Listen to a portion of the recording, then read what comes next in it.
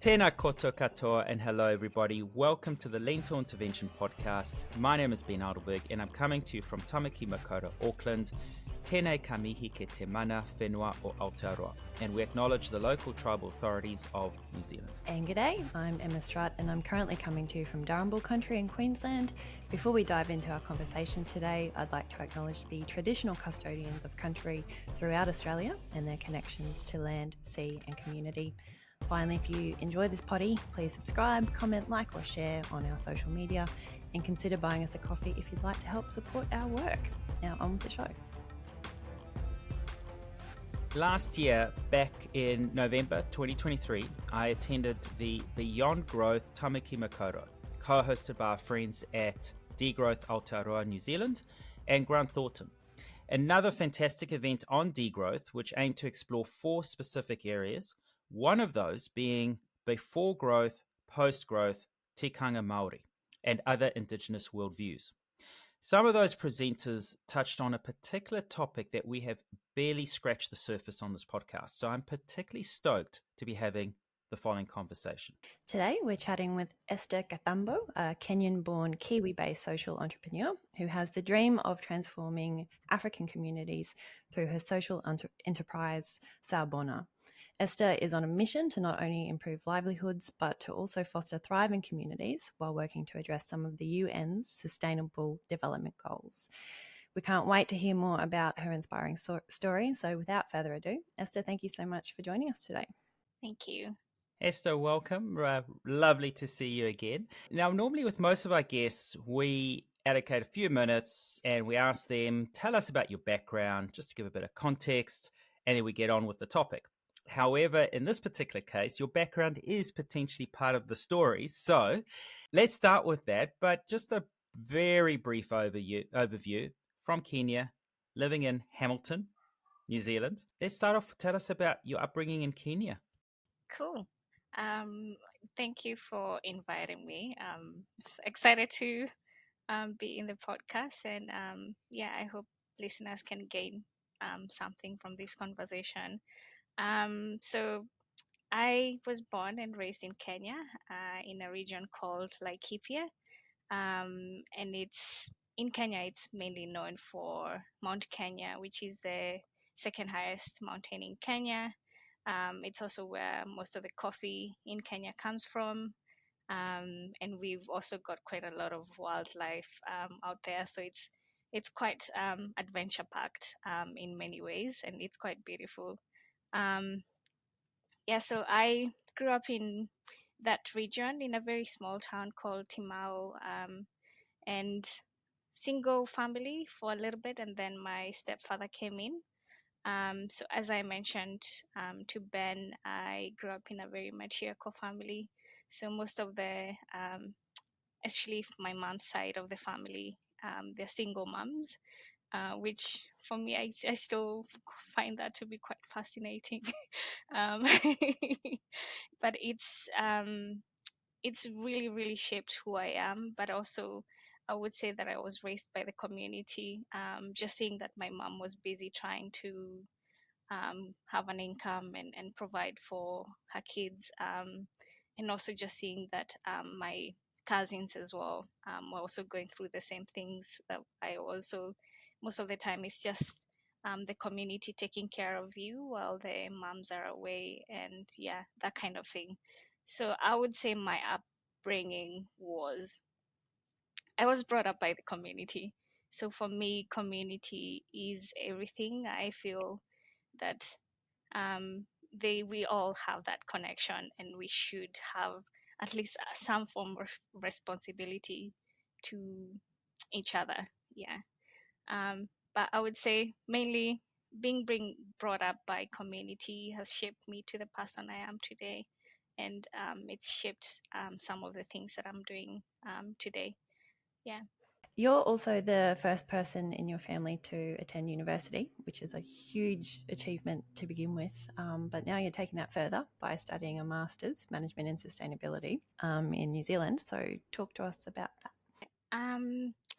So that's it's quite a huge thing, actually. I never think about it, just because when you live in New Zealand, because most people go to uni, so it's kind of not that common to have to be the first in your family, but um, it is quite a huge deal back home. Um, and so my mom didn't finish high school, so she dropped out. She found a guy, as blah blah blah. Sometimes it happens, and she dropped out.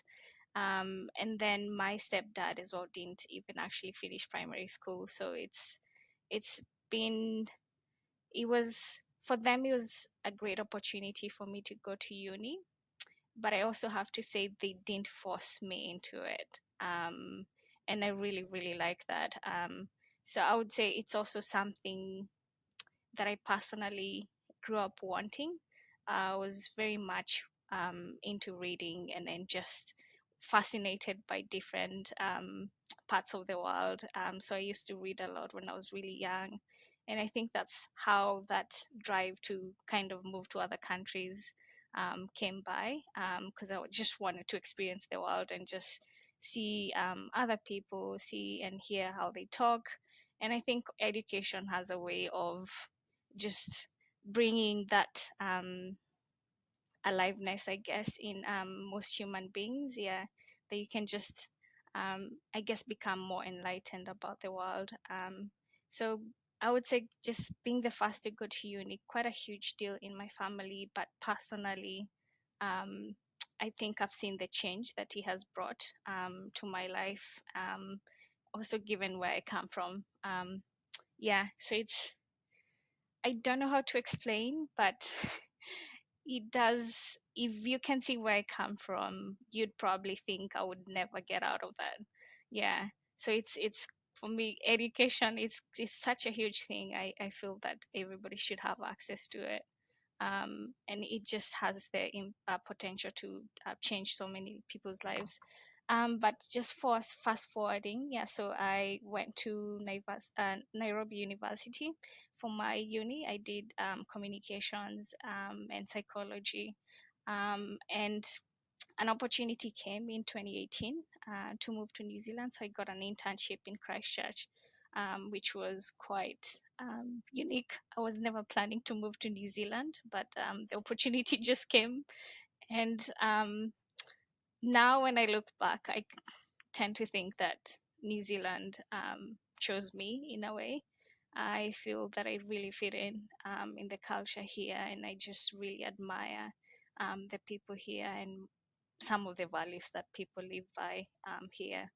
Um, so for the masters, I used to work for a factory. So once the internship was done, I did go through a few visas and stuff to just stick around in New Zealand. And it was quite tough getting a job after the internship. So I ended up working in a factory, and I was kind of able to see behind the scenes how everything is run.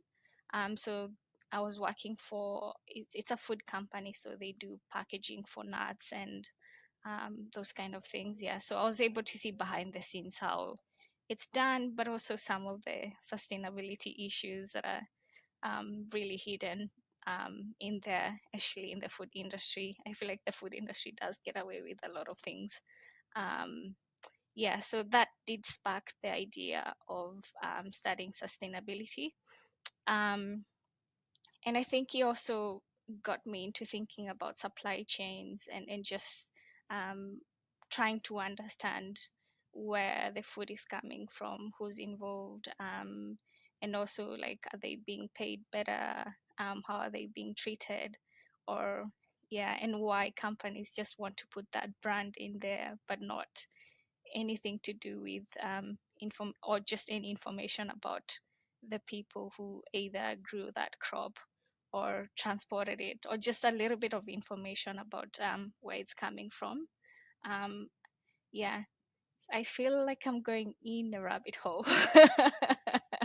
So you can stop me at some stage and ask me a few questions. We're all about rabbit holes. That's what we're known for. Um, Yeah. we definitely want to progress further down there, but let's take a brief step back. New Zealand is by world standards, a relatively new country compared to a lot of, say, European countries. Modern day Kenya is relatively young as well, probably younger than New Zealand. And it's gone through change. Talk to us a little bit about that change. So it was colonized very late 1800s, I believe. Yeah. Am I right? Yes. Yeah. I think. Yeah. Yep. You spoke about, it's part of your upbringing, the importance of community connectiveness. And that's something important that we learn from a lot of older communities globally. Talk to us about the change that Kenya may have gone through that initial era of colonization. Did that impact communities? Did that prevent certain things? Did families have to adapt in terms of the way they functioned? So yeah, hugely. So yeah, Kenya was colonized by the British, and I find this topic to be quite triggering, just because I feel that our identity was stripped.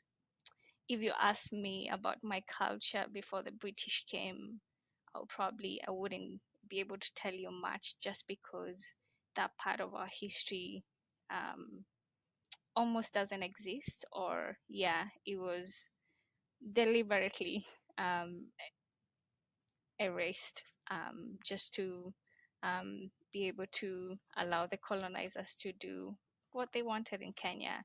But just to give you a brief history, so I'm from the Kikuyu tribe in Kenya, which is among 47 other tribes. So we are the largest ethnic group in Kenya, and we were the main ethnic group that fought against the British in Kenya. So in terms of like the impact psychologically, um, we endured the most, and you do see that in the community in regards to there's a reason why a lot of our men, they're more involved in violence, and they're more involved in alcohol. So that's why in my family there's a history of mainly women, just because the men, they were either out drinking or they became a shell of a human being. Mm. um, yeah, so there's definitely a lot of trauma there, but I think one of the things that breaks my heart the most is, I mean, yeah, the identity was stripped, but also the land was taken away, and most of our people, they were forced into camps. And you can imagine 1 million people stuck in one little camp, and you're trying to, survive. So before that, you used to living off the land, because with our ethnic tribe, we mainly cultivated the land, so we yeah, more like the growers. Yeah, so we did a lot of farming and that kind of thing. So being forced into camps, you don't have much food, you don't have much water. And then, so one of the things with colonization, unfortunately, so you've taken away the land, and to get people to work for you, you introduce taxes, and to pay for those taxes, you have to work for the colonizer. So there's a lot of psychological trauma that comes with that, and just to be reduced as a human being into this small thing, and just to be stripped of your identity, I think it brings out um, a very, I'm trying to find the right word, another human being, and I think this is why a lot of indigenous cultures, they probably struggle with a lot of issues in the community. And for me, I think it's understandable, seeing the trauma that they experience, and this trauma continues to be passed down for generations. Um, I think the other thing I was just gonna say, in general, for Kenya, you can see that as a young nation. So we gained independence in 1963, and in terms of identity as a country, it's very fragmented. Yeah, and in many ways, we're still trying to figure ourselves out as a country. So before it became a country, obviously each community had its own identity, and now we're trying to form a country of 47 tribes, with very different ways of thinking, different way of doing life, into this country, and also trying to be more westernized, which is, I think, a very interesting way of living as well. As much as there's a lot of benefits to it, I think it does change the identity of a community, and you kind of lose out on those old cultures, which I think, Ben, you pointed out that connection with the land, and also Emma, you mentioned.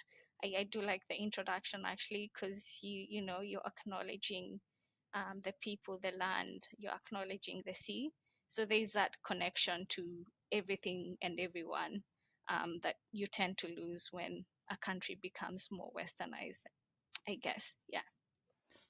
Now, this experience for you personally in Kenya, for our listeners, it's fair to say, I mean, we're no history experts, but that would have applied to a number of countries across Africa, Yeah. South America, parts of Asia, Pacific Island nations. So the impact, there's a lot of commonality and there'll be variations of it, but in terms of, again, and this is going to be a common word here and so on, is that connectivity to the land and how they function within the predetermined space was altered. And that impacts, you talk about enduring cultures and the history and how a lot of that's been lost, and in different ways in different parts of the world. Either it's been law, or either it's been forced, or there's so many ways of how it's happened. Slavery has been a part of that as well. And there's a lot of that, the impacts, but it's an important lesson to learn, because you then touch on modernizing, but modernize today. Now I'm going down a rabbit hole. First world, modern, but that's all lent on the negative impacts of these communities, right? Capitalist society, and so on. So it's an enduring impact, isn't it? It's something that like you say, you can't talk about certain things because you don't know about it. It's lost, and how you're shaped now has been as a result of that. And while you say that, it kind of made me think about capitalism, because I mean that's how this oil of a machine has been created. It's based off exploitation. It's based off just exploiting people who have, yeah, pretty much no rights. Yeah. And I think I've been reading a little bit about how capitalism came to be, and then just yeah, and it's quite interesting how like it started off that we were so connected with nature, and then a few people decided it was a good idea to exploit nature, and decided it was a good idea to say the human beings are better off than everything else in nature, so we become more separate from everything else. And then in comes the whole colonization concept, which means that you grab land and you take advantage of all the resources in that land, and you use the people in that land to extract those resources without paying them or without caring about their humanity. And then, lo and behold, your country becomes richer and richer and richer. And now, as a country like mine, like Kenya, we are a young country, we're trying to stabilize, but now we have to depend on your loans to get by. So it's a very dependent model, but it's been created, and it's very imbalanced. And I'm not sure how, as a world, we can be more, I guess, overcome this. And I say this as somebody who's in the capitalist world, who's trying to run a business, and also support a community. For me, I do find myself questioning why I'm doing it. Why am I asking people to buy more products when we have a climate crisis in hand? But then I start thinking of somebody who's getting their cocoa from Ghana or Papua New Guinea or somewhere else, and there's children who are working in those plantations and they're not being taken care of. And I imagine someone in a big corporate is not thinking about them. Yeah, they're just thinking about their next sale, and that's why I just find the inspiration maybe to keep going and doing what I'm doing, because it might inspire more businesses to think more about the environment, but also think more about the people that either growing the things that they're using, whether it's the cotton, whether it's the food, whether it's the bananas that come from Ecuador, all these things. Because and just going back to everything is connected. We are all connected in a way. So as much as I live in New Zealand, I mean, I still eat bananas from Ecuador. I still have chocolate. I don't even know where it comes from. All these things, yeah. So it is. I feel like these things are all connected. Colonization is still part of our history, and it's still part of capitalism, and it still continues um, to operate. It's the name is not colonization now, but it's still there. Yeah, and I think we can see that with what's happening in Congo. Yeah, I mean, we want more electric cars, but yeah, we're just Yeah. exploiting the people in those countries as well. So it's something. I feel like it's like a gift that keeps on giving. Yeah, which is quite In the sad. way we don't want. Yeah, it's like and I was reading less is more, the degrowth book. Yeah, Jason and Hickles. I Yep. yeah, I don't know what you guys think about it. Maybe I Oh, would love to actually hear your opinion. I think it's a must read, and it's a very depressing read. Like, that book actually has affected me more than any climate science book that I've ever read. I fell into like a deep depression after reading that. But it is a must read. Like, people need to know the information that's in there. It's so important to kind of wrap your head around that and just see how the impacts of colonialism have affected the whole world, and just Yeah, like the inequality and the poverty cycles that continue. People need to know that information. So big plug for that book, in my opinion. yeah, Mm. yeah, Mm. yeah, And so you're bang on. You know, we've spoken about the history, but make no mistake, it is not just history; it's continuing, because with our ongoing greenwashing of, okay, we've got solutions, we're going green, we're going sustainable. It's all about wind farms, solar panels, electric vehicles. It's all metals, it's all minerals, it's all precious minerals. So yeah. where do you get those from? You're not going to do it in your own backyard. So No. the communities of South America and Africa, the mining continues. And you don't see it as old school colonization where a ship rocks up and with guns and force you into a camp. It happens with, let's make an agreement between our two countries. We'll build you a pier or we'll build Make you an a airport. donation.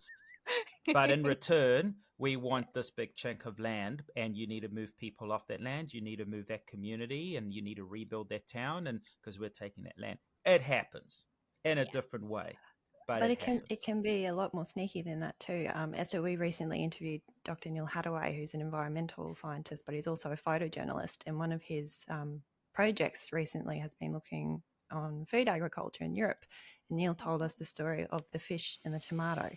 So, like, I Mm, won't go into details here, but I'd really encourage people to have a listen to that, because what he was outlining is basically, like, in all honesty, it's a form of modern day slavery. And the yeah, global economy is organized in such a way that the global north or the west, they're primed to access the cheap labor, the raw materials, the captive markets from the south. So it's just this continual exploitation, just wrapped up and called something else. yeah. and a 5-second synopsis is how the communities of Africa are impacted by the salmon farming in Scotland and the tomatoes grown in Spain. Interesting. I And need one to would listen to never that. think that. So It's a current episode. Well, no, by the time you listen to this episode, our listeners, it's episode 2. This is episode 4. But yeah, it's happening. It's rife. But I think it's important to understand the history, and this is why it was important to ask you the question: personal experience. My upbringing is very different. I have grown up in South Africa, so I have seen a lot, but I did not experience the same hardships and the same exploitation as other communities would have. So it's important to hear it real life, not hearsay.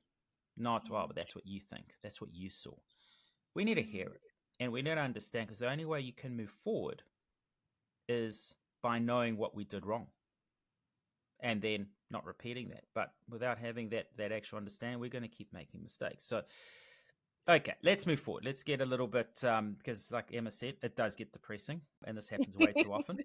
So your vision with your business. It's a fascinating business. It's not just a business. I know you struggle sometimes with, well, it's a business and it's selling stuff, but there's a lot more to it. When I first met you, I hit you up with the first question, Sawubona. Why Sawubona? That's a Zulu word for hello, but you're Kenyan. What's going on there? So let's start with a backstory. Tell us the whole story about Sawubona. What inspired you to create this social enterprise? I think let's start with a greeting, Sawubona, because Let's do that. because it's South African, it's Zulu, and Zulu are the largest ethnic group in South Africa. Um, I did struggle with that just because I felt, oh, I might be appropriating the name, but I do plan at some stage to go to South Africa and kind of actually see if I'm actually appropriating or if it's okay that I can use the greeting. But anyway, so I love the greeting because I feel like English reduces the words, because it's not really hello, it's I see you, right? It's I respect you, and it's kind of me coming with my heritage, my ancestors, yeah, who I've been, um and it's you acknowledging my presence, and I'm acknowledging you and you're acknowledging me. So I feel in many ways that that greeting represents the business, and I feel it's a very extension of my values as well. I feel that we should be acknowledging ourselves, and we should be acknowledging other people, and being present with them, yeah, and also seeing them for who they are, which is human, and going back to we are all connected, and we're here for the same things, I guess, to be loved and to be seen and all these things. Sorry, I'm going in a psychological hole. Um, but yeah, that's why I chose the greeting, because I feel that it represents the values that I live with, but also I guess the African way of living as well. Yeah, so I started the business to empower African artisans. Um, and I use the word empower just because I didn't want to use the word poor, just because the people that I work with, they're very talented. Some of these skills that they've learned, it's been passed down for generations, like the weaving, and also like the wood carving techniques. So these are some of the things that they've learned from their mothers and forefathers. Yeah, so um it's I would say that's how Bona, it's about empowering artisans, but it's also about preserving those old art forms. It's also about, I guess, breaking stereotypes about the African continent. I think there's a lot of art, and there's a lot of like very beautiful things that I feel that they could be appreciated a little bit more. And I think also it's also about advocacy. I do it because I do want to have a transparent supply chain. I want people to know the name of each weaver and whoever is making your product. It's still a work in progress. It's a little bit tough when I'm over here, and everybody's back in Kenya. So, but it's something that I'm really working hard on. Um, yeah, so it's about all that. But at the very heart of it is just, I guess it's just, it's very human in many ways. It's yeah. And I would also say it's also about the environment, because most of the materials that people are using, they're mainly natural, like the sisal, which is a very it grows in semi-arid areas. It's very easy to grow, and it's helping a lot of communities that grow them, that sell them to the weavers, and that, yeah. So there's quite a lot in there. Yeah, so there's a lot of reasons as to why I started the social enterprise. But yeah, at the heart of it, it's community, and it's advocacy, it's transparent supply chain. Yeah, yeah. As you said, it is a social enterprise. It's more than just a small business. Yeah, You're currently working with over 75 artisans. And as you said, you know exactly who you're working with. You know their names, you know the supply chain, so you know where the money's ending up. What are the benefits, or I suppose I shouldn't be so leading, what are the differences between supporting social enterprise organisations like yours compared to, yeah. say, just going off and donating directly to a foreign aid organisation? I would say the biggest difference is one of them is empowering the person, and the other one might help them in a very temporary situation, but it might lead them to be dependent on the aid or the help. Um, I I personally I'm really against aid. I think it's disempowered a lot of communities in African countries. And I, coming from Kenya, I know that sometimes the money doesn't end up to the right people. So yeah, there's a lot of issues in there.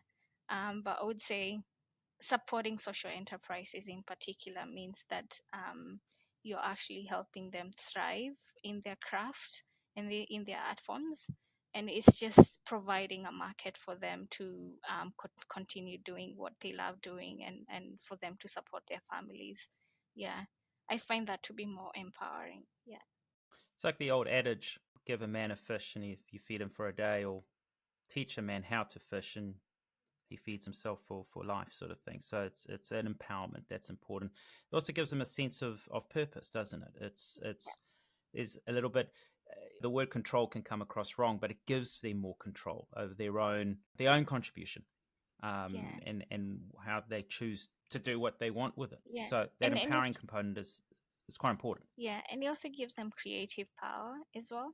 Because with weaving, yeah, because they already have all these techniques, so they can advise you if you want like a certain design. They can advise you on what you can do better. Yeah, so there's that creative power as well, but also I guess that creative expression as well. Yeah, yeah, As a small business, especially as a social enterprise, it is hard going up against the giants of, like the Amazons, the Kmarts, the Woolworths of the world. And, everyone gets excited about their $5 shirts from Kmart, but they don't think through that somewhere along the line, someone's been treated unfairly for that product to arrive here so cheaply. So, what would you like consumers to consider before they make their purchases? Whew. it's a it's a very big one. Oh my God. It's a really, I would say it's a really tough conversation. And I say tough because, um, I mean, it's a tough time for a lot of people. So sometimes affordability can be tough, especially if you're buying ethical products. So I would say first and foremost, it's understandable if you're not able to afford an ethical product. But I also would say that sometimes when you buy something cheap, it's not the best quality. So it's probably not going to last a while. And the good thing about investing in ethical products, it's most of the time it's well made. Most of the time it's made from natural materials, so it's meant to last for a long time. So you might be paying quite a bit, but you're also paying for the value, for the quality, and also you're paying um, knowing that the wages or the people behind the product, that they're getting well paid. Yeah, so yeah, there's that as well. Yeah. Um, so I think I think long term it would be more sustainable if we all bought things that are last a long time. And I think supporting ethical supply chains is a way. Yeah. But it's really, really hard if you're competing, yeah, with $5. Yeah. I know that because, yeah, in the business, yeah, yeah, it's a tough one. Yeah. And generally, cheaper garments have plastic in them. And to our Yeah. listeners, if you heard our last episode with Dr. Jack Audie, you do not want to be wearing plastic. It's killing us. So good garment, as Esther said, natural fibers, wool, organic cottons, linen, etc., and all sorts of other wonderful natural fibers. So And with that as well, if a brand is saying that yeah, their products are made from natural materials, as much as it's also about the environment, but also people should also consider asking the companies about the people that are making them. Yes, it can be made from cotton, but where was the cotton sourced? Who was growing it? Was it grown sustainably? Also, just asking those questions, yeah, it's quite important. Yeah. And I for think the sure. electric vehicles is a big example. Yeah, it's sustainable, but yeah, it's affecting a lot of communities. I Yeah. think that's a hard no. There's no way of tracking that. One thing I did, and this was covered actually at the degrowth workshop, but I'm definitely keen to delve a little bit more into this. And you'd certainly, I know you'd have a viewpoint on this because you kind of touched on this. Cultural art. Now, New Zealand or Maori cultural art is they try to protect it, and there's been instances where it's been copied abroad, and they're trying to kind of fight for that protection of, no, actually you're not able to use that, it's insensitive and so on. But we seem to be doing that with a lot of other cultures. Mexican culture is quite popular, African designs are quite popular when it comes to garments. But all the brands that do offer the $5 $10 garments, you can buy nice garments with nice cultural designs on there. Talk to us about owning that, because we don't, well, from what I see, we don't seem to be respecting the origins of these designs, where they come from. And when you talk about empowering those local communities in terms of allowing them to bring their creativity, represent where they come from, this is their culture, this is their tradition, this is their history, and it's represented in their artwork. Talk to us about how important it is to own that, and the fact that we don't really, and most people don't realize that. And of course, how your business supports that. Yeah. Well, now that you say that, yesterday I saw that Temu has been copying some African designs, and apparently they're selling. Yeah, it was quite. It's one of those things you see and you're like, oh, not this. But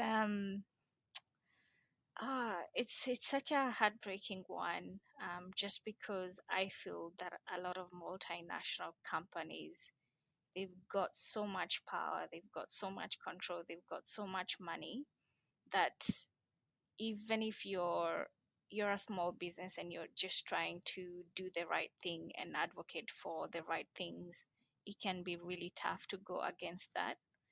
But I see an opportunity in small businesses like mine in terms of advocating for the creatives from African countries or other parts of the world, in the sense that when we tell their stories more, when we show their creativity more, the more, I guess, more people respect that, and the more you're gonna make a choice. Are you gonna go with a cheap garment that looks like the real garment, or you're gonna go for the real one that has more impact on the community?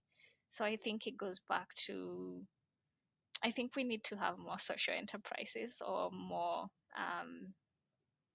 people talking about this. Yeah.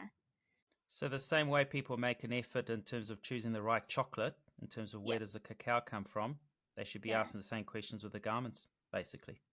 Yeah. I would say so, 100%. But it is a tough one, just because in terms of marketing, like as a small business owner, I don't have a big marketing budget to kind of communicate this. But if you're going against big companies, it can be really tough. Um, yeah, so I think I do encourage people, when you're consuming, like really, really consider ethical businesses, because I know that most of them do struggle. Yeah, especially with selling, because they're more expensive. Yeah, there's a lot of information that consumers are missing out on. But I think if more and more people are aware, I think things are gonna change slowly. Yeah. Speaking of ethics and sustainability, how is Sawubona helping achieve the UN's SDGs? So the very first SDG, yeah, in the UN, yeah, goals is poverty. I think I think um, poverty, it's just a lack of dignity, to be honest. I feel there's just so many celebrated wealthy individuals, and I wonder, how do you go sleep at night if you know, like, there's so many people that are actually so deprived. Yeah, so I think for me, big one, I think there should be no poverty. I think everybody deserves to be able to afford food. They should be able to have access to water. They should be able to have access to healthcare, and they should be able to stand on their own 2 feet. Um, yeah, and then the other one is good health and well-being. But I think that's very much tied to the first sustainable development goal. Yeah. I feel that if people can get past that baseline, I think they can achieve well-being. Yeah, if you're able to afford food, and maybe take your kids to school, your kids probably, you know, end up becoming the first to go to uni, and they end up supporting you and becoming better individuals. Yeah. And supporting the whole Yeah. community while they're at it. Yeah. Like the Yeah. changes, Yeah. flow and effect. Yeah. Yeah. So I think it's also, maybe just digressing a little bit. So it's kind of also changing, a shift in values as well as human beings. Yeah.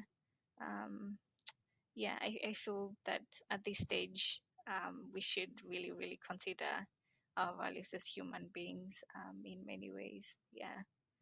Um, and just having a lot of respect for other human beings, just at the very bare minimum. Yeah. That's bang on. I was going to say that you don't need a university degree to know to do the right thing and ask the right questions. Well, maybe it's not as growing. Oh, it's still growing, a growing vegan movement because ethics for the animals, right? Why don't we have an ethics movement for our people, for our communities? Yeah. So the same way we take approach to food, and it's not just about veganism, but take approach to our food and say, where does this food come from? Where's it grown? Is it organic? And is it supporting a local farmer as opposed to importing from abroad, etc.? That's what we should be doing with other stuff that we buy, whether it's garments or products for the kitchen, the home, etc. And exactly the stuff that you sell. It's asking the right questions. Who contributed to this? Who actually owns the artwork? Who owns the design? What happens with the money? I pay you for this, but what do you do with it? Does that get redistributed amongst the communities, the contributors? So I think it's awareness. Yes, it can be hard. Yes, it can be perceived as being expensive, but generally better products last longer. So longer term, you spend less. So I think there's a lot of important lessons we can make in terms of how we change our habits in terms of our Yeah. consumption and how we And consume. yeah, and also just adding on to that, I would say, like, especially with handmade things. They don't involve like a lot of like production, so it doesn't involve like a lot of energy input, Less say as resources. something, I don't know, yeah, like weaving a basket from natural resources compared to, I don't know, done in a factory, using plastic that consumes a lot of resources and it consumes a lot of energy. So I feel that if we can shift away to more ethical, more handmade, more local, and all these things, yeah, it can reduce our emissions by far. Yeah, it's really tough. Yeah. It's studying sustainability and wanting to get into these companies to change the way they do things. I think it's really tough. But you have a sustainable business. People are inspired. How did they support you? You're online and you have a store. Yeah. How do we find you? So the website, so we're online. It's sawubona.co.nz, and we've got a shop at Maid of Hamilton. So it's a new complex. It's got like some really cool local produce. You can get some meat from there. So it's really cool. It's got some restaurants in there as well. So you can find us in the market area. Yeah, at Maid of Hamilton East. Yeah. I should ask for the Aussie listeners, do you post over the ditch? Not at the moment, sorry. We've Fair just enough. lost half our listeners. Thanks, Esther. Um, hit me up. I'll buy for you, then I'll ship it to Australia. There we go. I'll support. I'll support. I'll be the intermediary. Esther, we're really grateful for you coming onto the show. Firstly, for your honesty and your vulnerability, telling us about your history. For someone like me, it's always angers me, like not in a bad way, but it angers me in terms of that's how things have happened and continues to happen. But they're important lessons. They really are, because it inspires us to do better, creates better awareness. You've brought so much depth to it as well. I mean, these are things that we kind of talk a very superficial level, but it really brings a much, again, here I come with this word, connectivity amongst everyone. It brings me so much. One of my privileges is that I have traveled to many parts of the world, and I absolutely love engaging with local communities when you're out to buy something and you're at the heart of it. You're at the source. This is the person that made it. You know the backstory. You sometimes get to learn about their family that they're supporting, and we don't need to travel to do that. We can do it here, and your business offers that opportunity because you're linking, you're supporting and bringing products from various parts of Africa and saying this is their story. And I think that's amazing. And to all our listeners, especially those in Auckland, stop avoiding Hamilton, drive in, pop in. You can get a cup of something and a bite to eat and pop into the store. I have been online. You sell some amazing products. Thank you so much. It's like I said at the start, these are the kind of conversations we need to have more of. We need to learn from our past. We need to learn from our present, and we need to change our ways going forward. So, Esther, thank you so much for your time and coming onto the show. Thank you for having me, and thanks for allowing me to share. I think I do love what you guys are doing, and it does reflect who you are as people and your values. So I honor you for that. Yeah. Thank you so much. Sawubona.